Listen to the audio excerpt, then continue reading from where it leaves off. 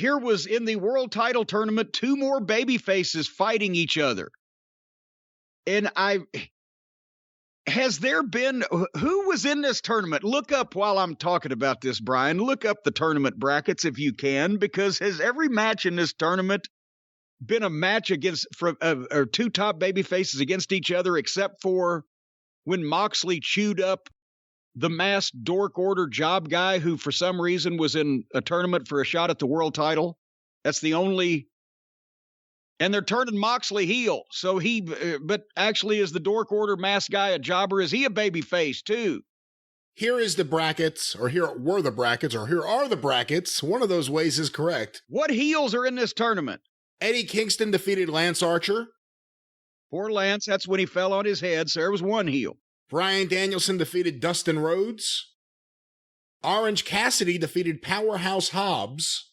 2 heels. And Jon Moxley defeated Preston 10 Vance. Forgot that since the Dork Order are technically baby faces, he wasn't a heel either. He just got beat up by another baby face who they're probably switching heel. Yeah, they're baby face. Dark Order's baby faces, yeah. Yeah, so I'm just thinking Jon Moxley, mainstream name, top baby face, should be bloodying and beating up a masked job guy that was a heel, not a babyface. But I forgot Booker of the Year. So 8-man tournament, 2 heels, and they're both out. All righty. Anyway, Danielson and Kingston had the match. They opened with kicks and chops, and they did more kicks and chops, and they pretty much closed with kicks and chops. I can't knock it. They approached it like a fight. It was a very slow build where they approached it like a fight.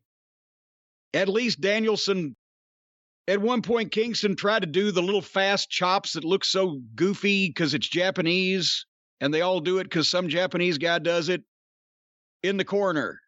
What are they? What guy does that? They call them somebody's chops. Well, Kenta Kobashi was doing those chops when he was an active wrestler. He hasn't been an active wrestler in 15 years or so.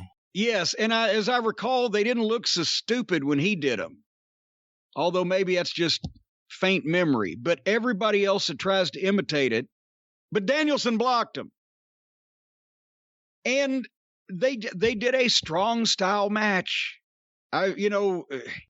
There are people who like them, and I like them sometimes, but we've seen a lot of it from, can anybody do some arm drags and body slams and hip tosses? Danielson's chest got turned into hamburger by all the chops. And Kingston pretty much kicked Bryan Danielson's ass through this entire match. At one point, they were cheering Kingston while he was biting the other babyface's face. And then they did more chops and forearms and kicks. And they're doing strong style matches from Japan because they're both fans. I revert back to the story of the Midnight Express and the Fantastics. Bobby Fulton and Tommy Rogers 4 times a year would go over to work for Giant Baba. And they have $5,000 a year 30 years ago or more. Or $5,000 a year, $5,000 a week. So that was a nice spot. But every time they'd come back to the United States, whether it was in Crockett or then later on in Smoky Mountain when it was Bobby and Jackie Fulton, they'd be in the ring with Stan and Bobby or Stan and Tom Pritchard, and they said, Jesus Christ, it's going to take them another 2 or 3 weeks to learn how to work again now that they're back. So they just beat each other up, traded forearms, and then Eddie crawled over to Danielson. Danielson got him in a head scissors. Eddie Kingston gave Danielson the finger and passed out in the triangle choke thing, and the referee stopped it. It wasn't Flair and Steamboat. There was the only thing similar was a lot of chops, but otherwise it wasn't Flair and Steamboat. What? Bryan, and then they both laid there forever. So Bryan Danielson already has been taken to the limit by Eddie Kingston, who's been primarily a tag team guy, and all due respect, he's the hacksaw Duggan of the piece here, but Danielson just got there. He's in the mix with the world champion, and he's done everything he could do and pretty much got his ass kicked by Eddie Kingston here and barely won. And then Danielson tries to shake hands and Kingston walks out on him. So is he switching heel? But what? I don't know.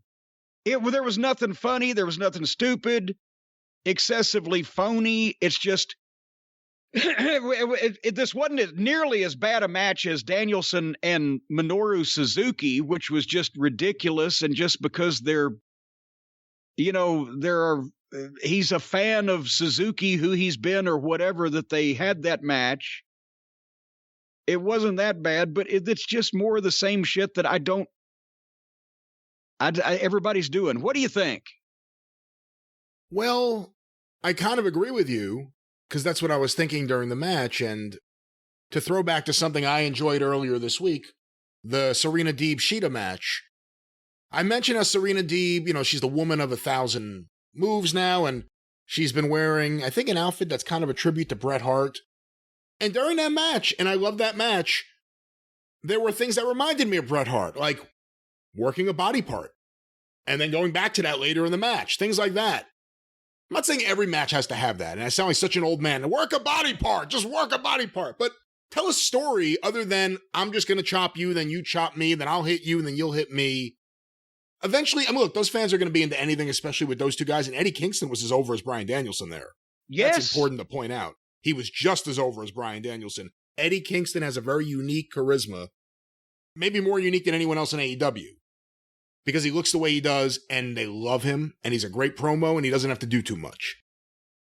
But I don't like this style of match. There's nothing against these guys, and they were intense and into it, but when Bryan Danielson's chest is all beat up because he's standing there letting Eddie Kingston hit him while he grimaces, waiting for his turn, if you're into just hard hitting, if you're into just no working, just we're actually going to hit each other, I could see why you like that. But to me, I don't like that kind of story in a match, and for that reason, I didn't really like this match.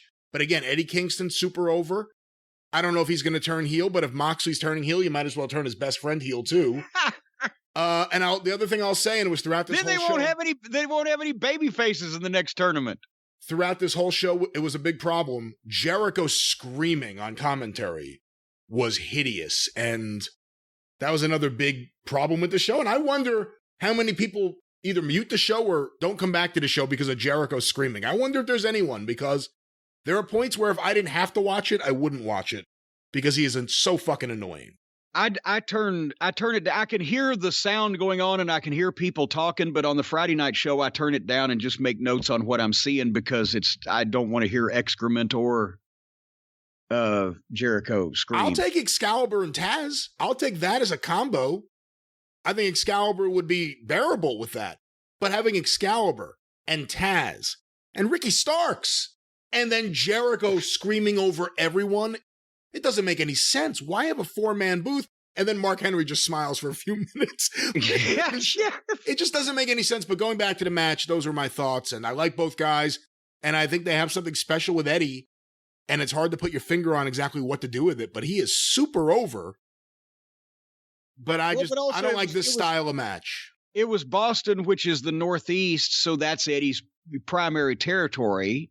I don't know if they would love him as much in Los Angeles as they do Danielson, but they may now, because that whole match was about getting Eddie Kingston over before he got accidentally beaten, pretty much. I don't know.